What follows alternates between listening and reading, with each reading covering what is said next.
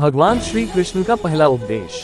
दोस्तों, आपने कभी किसी पंछी को देखा है? जब उसे अंडे देने होते हैं तो वो सर्वप्रथम एक स्थान खोजता है, एक ऐसा स्थान जो वर्षा, धूप और शत्रुओं से सुरक्षित हो, और फिर वो अपना घोंसला बनाकर फिर अंडे देता है और फिर उन अंडों से नन्ही संतानें निकल आती है, तो वो पंछी उन्हें भोजन देता है, उनकी सुरक्षा करता है।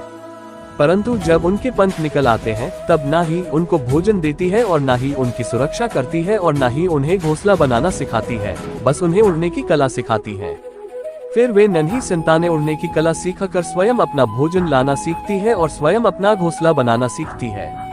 और हम मनुष्य क्या करते हैं? अपनी संतान बड़े होने के पश्चात भी उनकी चिंता में सूखते हैं और प्रयास करते हैं कि उनके लिए घर बना सके।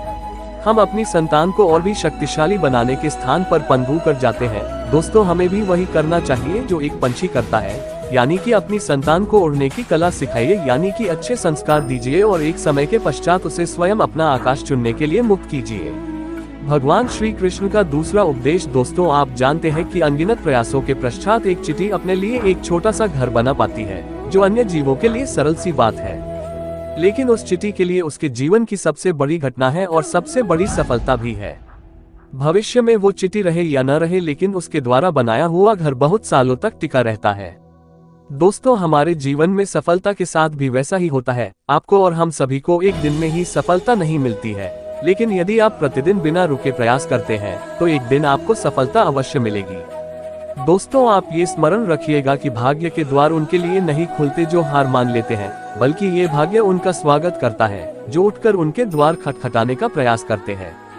इसीलिए प्रयास करते रहिए तो सफलता आपके पास एक न एक दिन आएगी ही आएगी। भगवान श्री कृष्ण का तीसरा उपदेश। दोस्तों, आपने घर के दरवाजों को लॉक करने के लिए लगाए हुए तालों को तो देखा ही होगा। दोस्तों, वो ताला प्रहार से भी खुलता है और प्यार से भी खुलता है, अर्थात उस ताले को आप एक चाबी से भी खोल सकते हो और एक हथौड़ी से भी खोल सकते हो, लेकिन दोनों तरीकों में खुलने में अंतर होगा। अगर आप उस ताले को प्रहार से खोलोगे तो वह ताला फिर से काम में नहीं आएगा, किंतु यदि आप उस ताले को उसकी चाबी से खोलोगे तो वह ताला सदा काम आएगा। दोस्तों, ठीक उसी प्रकार हमारे जीवन में संबंध भी कुछ इसी प्रकार होते हैं।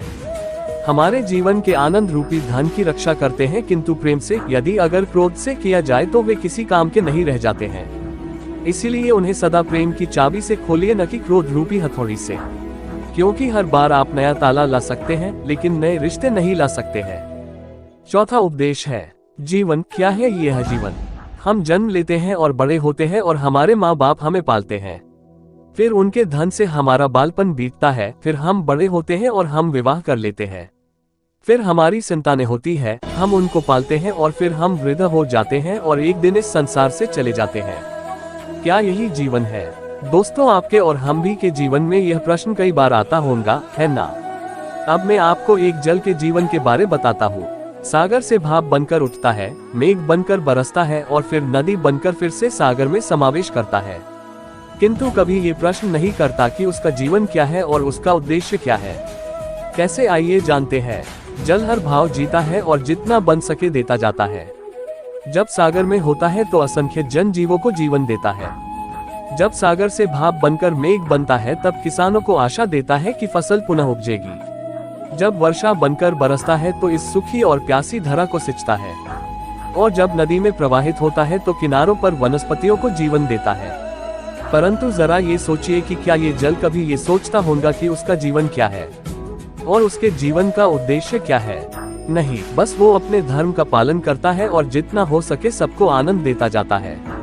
इसीलिए जीवन में कभी भी ये प्रश्न मत कीजिएगा कि ये जीवन क्या है और इस जीवन का उद्देश्य क्या है। बस इस जीवन को अच्छे कर्म करते हुए जियो और जितना हो सके सबको को आनंद देते रहिए। फिर आपका मन प्रसन्न होकर बोलेगा कि राधे राधे।